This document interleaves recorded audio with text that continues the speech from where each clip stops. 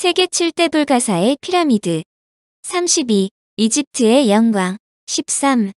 3. 람세스 2세. 이집트를 방문하면 제일 먼저 눈에 띄는 것은 이집트 공항부터 카이로로 들어갈 때까지 곳곳에 있는 람세스 2세의 유물들이다. 거의 20m나 되는 대형 조상들인데 근래에 만들어진 것도 있지만 거의 전부 진품이라는데 처음 방문하는 사람들은 놀란다. 기자에 있는 쿠프의 대피라미드의 경우 기원전 2500여 년 전, 즉 4500년 전에 건설된 것으로 우리나라의 경우 2000년 전의 삼국시대 초기의 유물이 많지 않은 것에 비하면 이집트의 유물들이 왜 세계인들을 놀라게 하는지 알 수 있다. 그런데 람세스 2세의 엄청난 숫자와 각 유물들의 규모를 생각하면 어지러워질 수밖에 없다. 이집트의 영광을 대변하는 람세스 2세는 제18왕조의 말기인 기원전 1303년에 태어났다고 알려지지만 기원전 1290년이라는 설도 있다. 여하튼 그가 태어날 때는 파라오 가문이 아니라 이집트 귀족의 아들로 태어났다.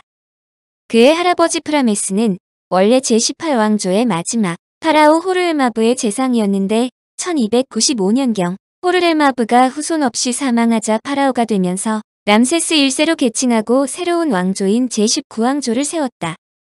람세스 1세는 1년 4개월 동안 이집트를 통치하였고 이어서 그의 아들 세티 1세가 파라오가 되었다.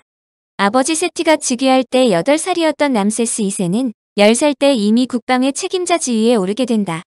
기원전 1279년 세티 1세가 50세의 나이로 죽자 람세스 2세는 우세르마아트레라는 이름으로 24세 나이에 파라오가 되었다. 그런데 학자들은 람세스 2세의 아버지에 대해 적은 기록을 보면 그가 왕자라는 언급이 없다는 점에 주목했다. 그는 처음부터 후계자로 예정되지 않았다는 뜻이다. 그러나 그는 파라오가 된 후 다음과 같이 적었다. 나는 장남으로 또 태자로 대지의 신인 계부의 왕자에 올랐다. 나는 보병과 전차부대의 총사령관으로 두 나라의 상황에 대해 보고했다. 내 아버지는 젖먹이인 나를 두 팔에 안고 백성들 앞에 모습을 드러내고 이렇게 말했다. 내가 그의 아름다운 모습을 볼 수 있도록 그에게 왕관을 씌우도록 하라. 그래서 나 또한 장수를 누리리라. 람세스 2세는 우아디 에세부아의 신전에서 발견되는 기다란 리스트에 의할 경우 67년을 통치하면서 최소한 6명의 정부인과 여러 명의 후처와 후궁들이 있으며 55명의 왕자와 55명의 공주가 있다. 그가 워낙 오래 살았기 때문에 많은 자식들이 일찍 죽었는데 그가 88살 또는 90살에 죽었을 때 13번째 아들인 미네프타가 왕위를 계승했을 정도였다. 람세스 2세는 왕위에 오른 통치 초기 과감하게 아키나톤과 네페르티티의 기록을 지웠다. 그들의 흔적이 남아있는 비문에서 그들의 이름을 쪼아내고 신전을 해체하고 조상들을 파괴했다고 알려진다. 그의 목적은 그동안 이집트를 통치하던 아몬 사제들에게 다시 권력을 쥐어주는 것이다. 그러므로 파라오가 되자마자 아비도스에 있는 오시리스 신전의 사제장 네프에네프를 아몬 신전의 새로운 사제장으로 앉혔다. 그의 이러한 조치가 국내의 많은 적들을 제거할 수 있었음은 물론이다. 그러므로 그는 자신을 다음과 같이 표현했다. 그대 아름다운 투사여, 용기를 주시고 병서들을 구하시도다. 그대는 담대한 마음을 갖고 있으며 싸움터에서는 단연 최고이시다. 모든 나라가 그대에게 저항할 수 없으며 그대는 승승장구하는 천하무적이로다. 그대는 이집트인들의 수호자이시며 다른 나라를 길들이는 사육사이시다. 국내를 완벽하게 장악한 람세스 2세는 광대한 건축 설계에 몰두했다. 그가 이집트의 국력을 건설에 쏟은 것은 돌로 만든 수천 개의 부조가 피안의 세계에서 이름과 업적이 계속 이어진다고 믿었기 때문이다. 여하튼 람세스 2세는 북쪽의 나일강 삼각주에 있는 타니스로부터 남쪽 누비아 지방의 아부신벨에 이르기까지 이집트 전역에 걸쳐서 방대한 도시들과 기념물들을 건설하여 건축의 대왕이라는 이름을 얻었다. 람세스 2세는 영화 10개에서 모세의 상대역인 파라오로도 나와 우리들에게 간접적으로 많이 알려진 사람이다. 물론 일부 학자들은 모세 시기의 이집트 파라오는 람세스 2세보다 약 100년 전 파라오인 투모세스 3세를 거론하기도 하지만 상당수 많은 자료에서 이들이 동시대에 살았다고 설명한다. 국내를 평정했다고 하지만 그의 집권에 방해되는 세력이 있었는데 바로 히타이트다. 그가 파라오가 되자마자 히타이트가 국경에서 준동했고 북방 국경을 넘보고 있었다.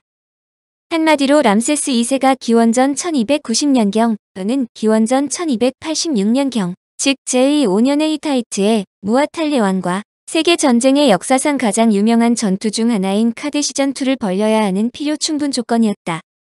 기원전 1279년 24살의 파라오가 되었으므로 기원전 1290년이라면 그의 나이 11살, 1286년이라면 그의 나이 7살이고 파라오가 아닌 것은 물론 연대가 맞지 않는다는 지적도 있겠지만 이 정도는 눈 감아주기 바란다. 람세스 2세의 신전 건설 등에 대해서는 앞에서 설명하였으므로 이곳에서는 람세스 2세의 람세스의 치적 중 치적으로 설명되는 카데시 전투와 네페르타리에 대해서만 설명한다. 카데시 전투. 람세스 2세는 이집트의 3000여 년에 걸친 역사에서 가장 영광스런 이집트 제19왕조를 건설한 사람으로 당시 이집트의 명성을 국내외적으로 알리는 데 큰 공헌을 했는데 그 중에서도 가장 중요한 업적 중의 하나가 카데시 전투다. 람세스 2세는 자신이 직접 지휘했던 카데시 전투를 가장 자랑스럽게 생각하여 자신이 세운 건물 거의 모두의 카데시 전투에 대해 기록했다. 아비도스, 카르나크, 룩소르, 라메세온과 같은 여러 대신전과 두 군데의 누비아에 있는 성소들, 즉 아부신멜 대신전과 데르 대신전의 벽에도 같은 내용이 적혀 있는데 이 벽화들은 기본적으로 파일론 즉 탐문으로 불리는 성벽에 그려져 있다. 보고서라 부르는 간략한 내용으로 상황을 설명한 후 전투에 임하는 람세스 2세와 전투 상황을 자세하게 적었다. 람세스의 공적과 전사들의 전투 장면을 활기가 넘치도록 그린 벽면 구성은 고대의 상투적인 전쟁 기록화와 비교해 볼 때 정말로 혁신적이라 할 수 있었다. 하부의 부조벽화는 전투의 처음 시작부터 마지막 단계까지 하나하나 정교한 기록으로 나뉘어 있는데 전투에 대한 독창적인 내용을 전달하는 글도 첨가되어 있다. 내용은 당연하지만 람세스 2세가 이 전투에서 철저하게 적을 패배시키고 자신의 권력을 국제적으로 과시했다는 것으로 추후에 어느 국가에서나 있었던 개선 장군의 기록과 같다. 카데시 전투는 양쪽 군대의 전략과 배치 상황을 알 수 있는 역사상 최초의 전투였다. 전투 날짜까지 기록되어 있는 이 군사 보고서는 직접 전투에 참전한 병사들의 진술을 토대로 작성된 것으로도 최초다.